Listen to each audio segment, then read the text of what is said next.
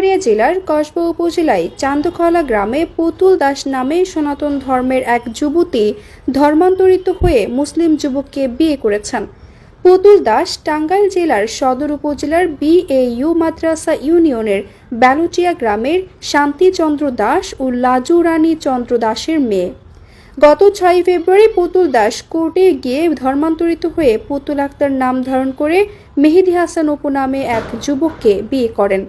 মেহেদী হাসান অপু ব্রাহ্মণবাড়িয়া জেলার কসবা উপজেলার মন্দভাগ ইউনিয়নের চান্দখলা গ্রামের জাহাঙ্গীর আলম ও শুকতারা বেগমের ছেলে। 6 ফেব্রুয়ারি কোর্টে বিবাহের ঘোষণা দিয়ে তারা এফিডেভিট করেন।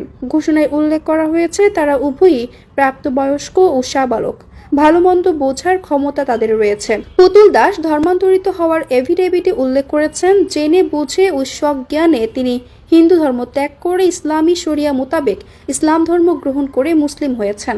ইসলাম ধর্মের রীতিনীতি ধর্মীয় বিধিবিধানে আকৃষ্ট হয়ে গত 6 ফেব্রুয়ারি কোর্টে ঘোষণা দিয়ে ধর্মান্তরিত হন এবং একই দিনে নোটারি পাবলিকের মাধ্যমে মুসলিম ছেলের সাথে বিবাহ বন্ধনে আবদ্ধ হন।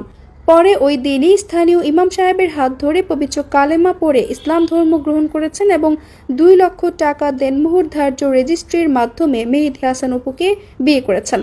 পুতুল দাস ওরফে পুতুল আক্তারের সাথে মুঠোফোনে যোগাযোগ করা হলে তিনি বলেন, 4 বছর আগে মেহেদী হাসান অপু আর আমি কুমিল্লা ডিপ্লোমা কলেজে পড়াশোনা করতাম, তখন থেকেই তার সাথে আমার পরিচয় হয়। সেই পরিচয় থেকে মেহেদী হাসান অপুর সঙ্গে তার প্রেমের সম্পর্ক গড়ে ওঠে। তারা একে অপরকে ভালোবেসে বিয়ে করেছেন। ধর্মান্তরিত হয়ে ও বিয়ে করার বিষয়ে কোনো প্রকার প্ররোচনা করা হয়নি। স্বইচ্ছায় সজ্ঞানে অন্যের বিনা প্ররোচনায় ধর্মান্তরিত হয়েছে। মেহেদী হাসান অপু ও মোবাইল ফোনে একই কথা উল্লেখ করে বলেন, তারা একে অপরকে ভালোবেসে বিয়ে করেছেন।